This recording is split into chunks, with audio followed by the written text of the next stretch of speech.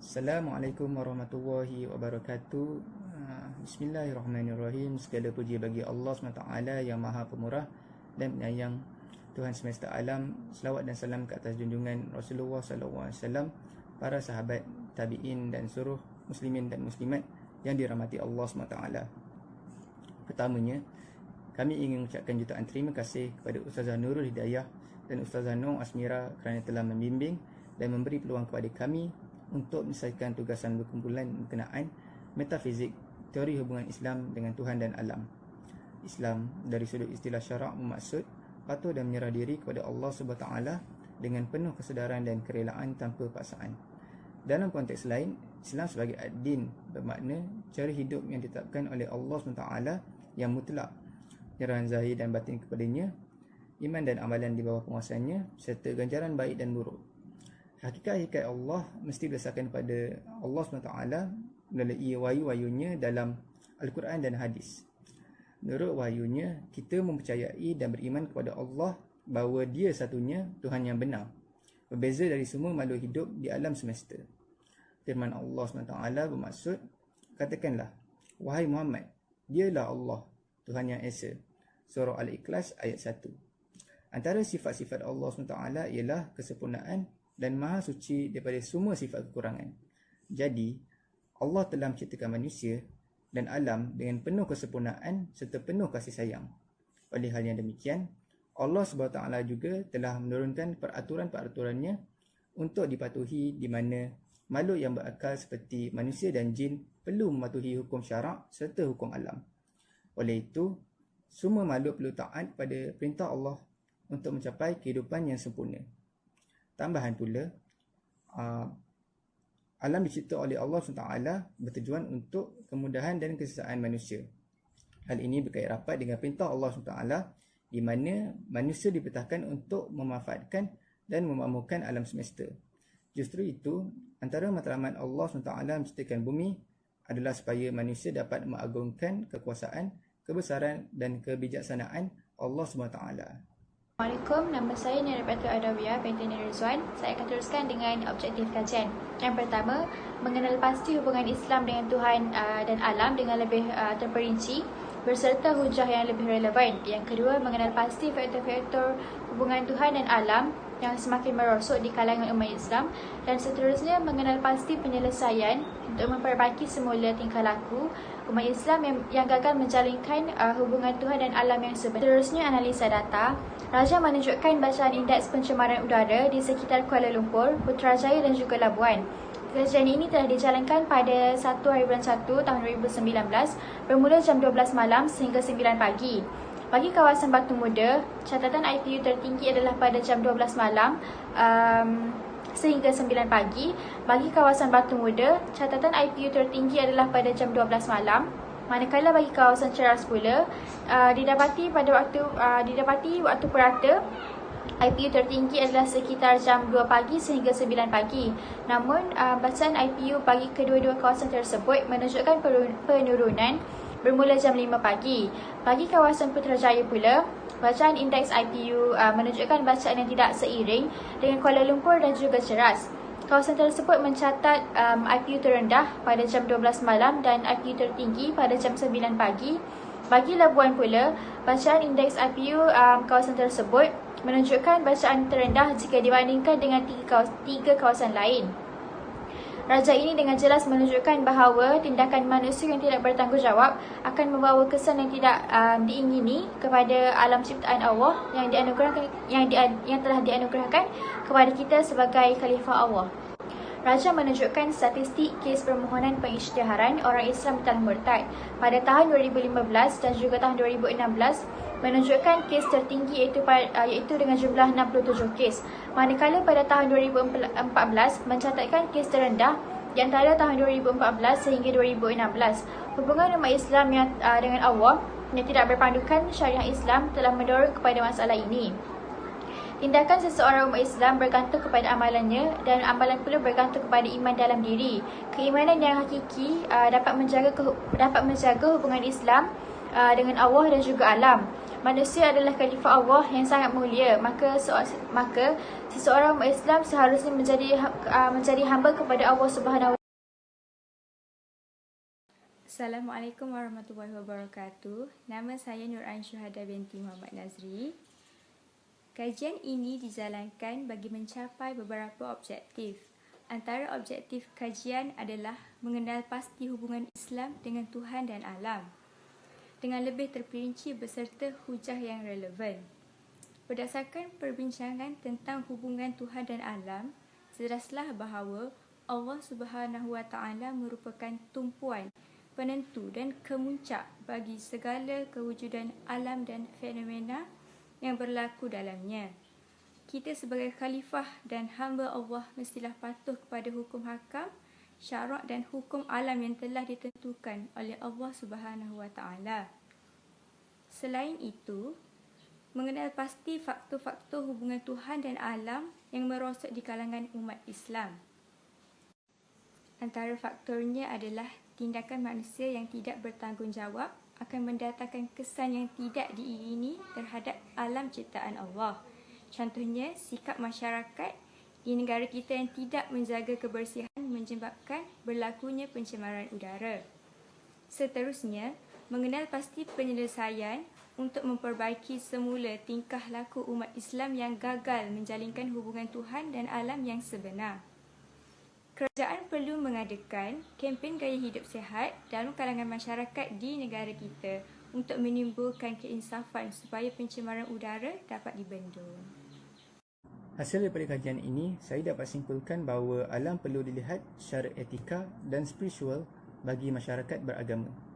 Oleh itu, alam mestilah dihormati oleh manusia kerana mereka merupakan pengguna sumber alam terbesar. Hal ini berkait rapat dengan etika alam yang mengutamakan hubungan nilai dan status moral manusia terhadap sekitaran mereka, termasuklah benda-benda bernyawa maupun tidak.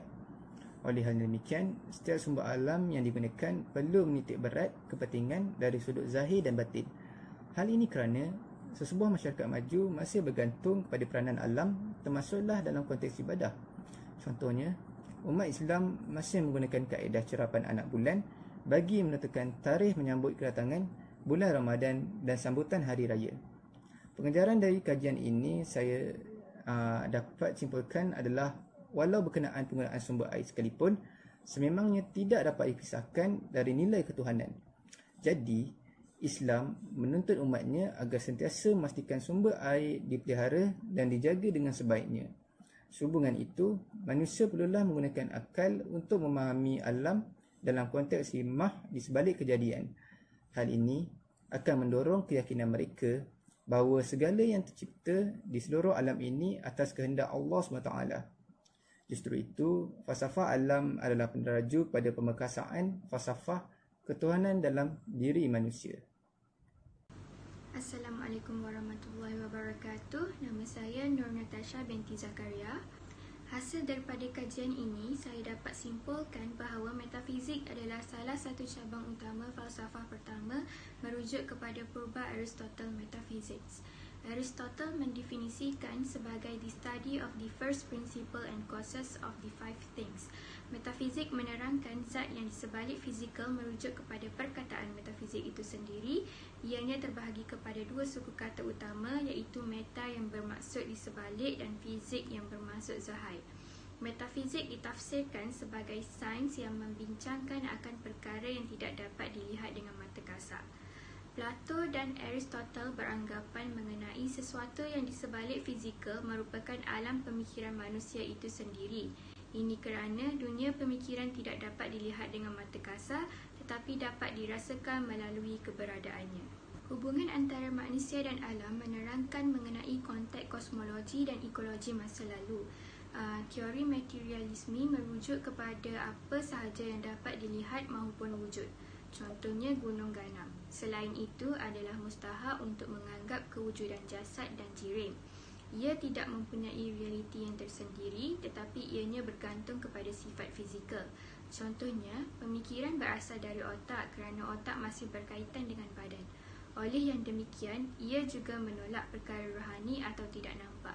Contohnya, dalam menolak agama, oksigen dan angin adalah sesuatu yang dapat dikesan oleh panca indera kerana ia mempunyai kesan.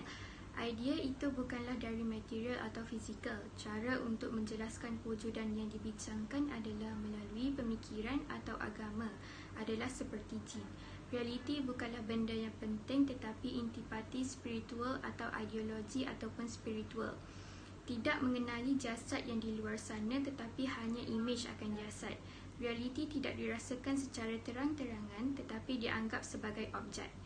Yang ada hanyalah alam fikiran dan mustahil untuk memahami secara terang-terangan dalam bidang fizik. Teori idealisme hanya membina ruang kepada rohani, contohnya ruh. Metafizik keagamaan adalah kenyataan yang tidak terbatas pada jasad. Agama pada hakikatnya tidak terbatas pada perkara dan pemikiran tetapi merangkumi kedua-duanya. Agama juga menolak pemahaman materialisme. Seterusnya, hubungan manusia dengan Tuhan didasarkan pada konteks teologi, kepercayaan, akidah dan kerohanian. Hubungan vertikal insan membincangkan dalam natural theology dan philosophy of God. Antara teori hubungan manusia dan Tuhan adalah teisme. Teisme menjelaskan konsep kewujudan Tuhan meskipun kewujudannya tidak dapat dikesan. Selain itu, monoteisme yang bermaksud Tuhan itu esa. Polytheisme pula bermaksud Tuhan itu wujud lebih dari satu. Teori kedua hubungan manusia dengan Tuhan adalah ateisme yang menjelaskan bahawa realiti alam tidak wujud tetapi sekadar konsep material yang ada. Hubungan horizontal insan bermaksud insan ialah alam yang kecil manakala alam pula insan yang besar. Mekanisme menjelaskan bahawa alam dan manusia diandaikan seperti mesin dan makhluk seperti mekanik. Proses minda merupakan fenomena yang disatukan dari segi tingkah lakunya. Determinisme adalah tingkah laku manusia yang dapat dijelaskan secara kausal atau mengikut undang-undang yang telah ditetapkan. Determinisme terbahagi kepada dua, iaitu dalaman bermaksud setiap peristiwa berlaku dengan sendirinya, manakala intrinsik bermaksud setiap kejadian yang berlaku disebabkan oleh sudut luaran atau luar kawalan manusia. Realisme menggambarkan bahawa alam semesta wujud dengan cara yang nyata dan objektif. Manusia juga diciptakan sebagai khalifatullah sebagaimana firman Allah Subhanahu Wa Taala. Ingatlah ketika Tuhan berfirman, sesungguhnya aku hendak menjadikan seseorang khalifah di muka bumi. Mereka berkata lagi, mengapa engkau hendak menjadikan khalifah di muka bumi itu orang yang akan membuat kerusakan padanya dan menumpahkan darah? Padahal kami senantiasa memuji engkau dan mensucikan engkau. Tuhan berfirman, sesungguhnya aku mengetahui apa yang tidak kamu ketahui. Surah Al-Baqarah ayat 30. Dengan ini jelaslah bahawa Allah menciptakan manusia untuk menjaga kemaslahatan alam dan juga hubungan dengan Tuhan. Sekian, terima kasih. Hasil daripada kajian ini, saya dapat simpulkan bahawa Tuhan dan alam adalah aspek penting dalam hubungan Islam. Hakikat Allah Subhanahu Wa Taala dapat diketahui berdasarkan maklumat yang diberikan oleh Allah Subhanahu Wa Taala melalui wahyunya, iaitu dalam Al-Quran dan juga As-Sunnah. Tiada sesiapa pun yang dapat mengetahui hakikat Allah Subhanahu Wa Taala daripada sumber-sumber lain. Berdasarkan wahyunya, kita dapat mengetahui bahawa Allah Subhanahu Wa Taala adalah Tuhan yang Maha Esa dan berbeza dengan makhluk lain yang terdapat dalam alam semesta ini. Allah Subhanahu Wa Taala berfirman yang bermaksud, tiada baginya persamaan dengan sesuatu pun. Selain itu, Allah Subhanahu Wa Taala bersifat dengan segala sifat kesempurnaan dan maha suci daripada segala sifat kekurangan. Seterusnya, alam juga tergolong dalam kalangan makhluk kerana ia diciptakan oleh Allah Subhanahu Wa Taala. Allah Subhanahu Wa Taala memerintahkan manusia untuk memanfaatkan dan memakmurkan alam semesta yang diciptanya. Oleh itu, memakmurkan alam semesta dan menjaganya dan memanfaatkannya secara baik juga merupakan satu ibadah dan diberikan ganjaran pahala oleh Allah Subhanahu Wa Taala. Sebagai contoh, Allah Subhanahu Wa Taala menjadikan bumi sebagai tempat tinggal kepada manusia dan tempat untuk mereka beribadah kepadanya. Secara umumnya, metafizik adalah salah satu bidang ilmu yang jauh menjangkau alam fizikal atau kebendaan. Metafizik bersifat spekulatif dan memberi fokus kepada perkaitan, sebab dan juga akibat. Ahli metafizik mencari kefahaman mengenai zat atau kewujudan sebagai sesuatu yang wujud. Selain itu, metafizik juga berbeza dengan ahli metafizik yang lebih memahami zat sebagai objek yang bergerak. Ahli metafizik cuba memahami jenis-jenis zat yang bukan benda, iaitu dalam kefahaman hakikat bukan benda seperti Tuhan, malaikat, roh serta pengalaman kerohanian yang sukar untuk dijawab secara kualitatif atau kuantitatif. Itu sahaja pembentangan daripada grup saya. Sekian, terima kasih.